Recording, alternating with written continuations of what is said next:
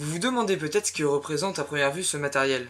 Du roller, diront certains, des patins, estimeront d'autres. C'est en réalité une sorte de ski dont le sport se prénomme le skiroo. Le skiroo est encore un sport méconnu, mais qui a attiré ce dimanche matin quelques spectateurs curieux à l'idée de se confronter à un sport original. Avec 15 adhérents en Ille-et-Vilaine, cette discipline vise à plus de notoriété. Pierre, moniteur de skiroo, explique les rouages de son passe-temps. Le skiroo, c'est un sport qui est associé au ski de fond. Si on veut résumer, les gens qui pratiquent le ski de fond en été peuvent faire du ski sur la route, sur le macadam, en pratiquant le skiroo. Le skiroo, l'idéal, c'est de se trouver sur un espace goudronné, sans trop d'aspérité, avec si possible des montées et des descentes pour que ça soit plus agréable. Parce que donc, on glisse sur des roues et on a des bâtons. Quand on demande l'avis de Théo, le skiroo n'est pas si évident et demande agilité et concentration. C'est pas les mêmes gestes, donc c'est un peu plus dur.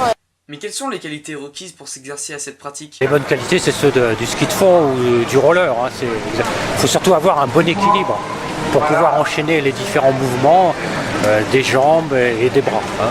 Avec cette animation, le skiroo s'est offert une petite mais jolie vitrine tout en promouvant le biathlon à ses côtés, avec la possibilité pour les passants de s'essayer au tir à la carabine laser. Plus connu sous le nom de planeur, le vol-à-voile était aussi présent ce dimanche dans l'un des nombreux stands du Hall 9. L'association sportive de Saint-Sulpice-des-Landes représentait toute la semaine cette discipline. Benoît Caillot, vice-président des planeurs d'Ille-et-Vilaine, explique le principe du vol-à-voile.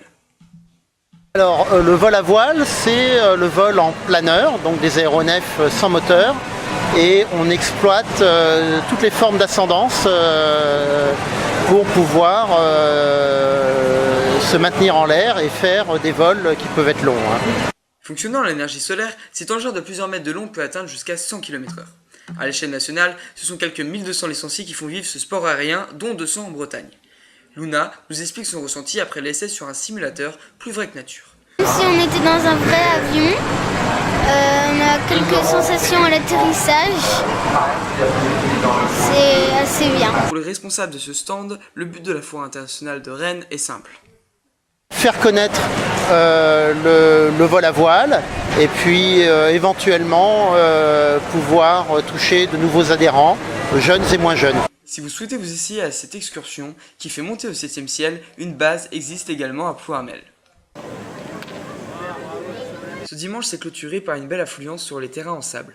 On parle bien sûr de la pétanque, sport si pratiqué l'été mais quelque peu oublié durant le reste de l'année.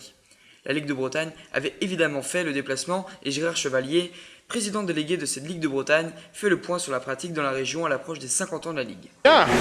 Bien, on fait partie des ligues moyennes, on doit être la 12e sur les 22 ligues que compte la fédération.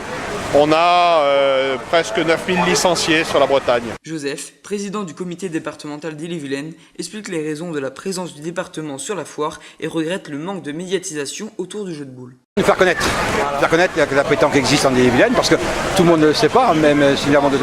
Donc c'est nous faire connaître, et puis après, donner envie aussi aux gens, parce que hier on a fait des parties avec des gens qui passaient, qui n'étaient pas licenciés, qui jouent pendant les vacances, et ça peut leur donner envie de jouer aussi, parce que on est assez quand même... on ne parle pas beaucoup de nous, la pétanque. Avec 2450 adhérents sur le département, l'Ille-et-Vilaine fait partie prenante des 9000 licenciés de la région et fait valoir la pratique dans 42 clubs autour de Rennes. Mais quand on ouvre le débat d'un sport plus orienté pour les plus de 40 ans, la réponse est claire. C'est pas vrai et que la pétanque, c'est pour tout le monde. C'est un jeu d'adresse et quand vous regardez nos champions du monde, ce sont des jeunes. Le stand reste ouvert toute la semaine et devrait voir défiler tout le week-end quelques champions du monde.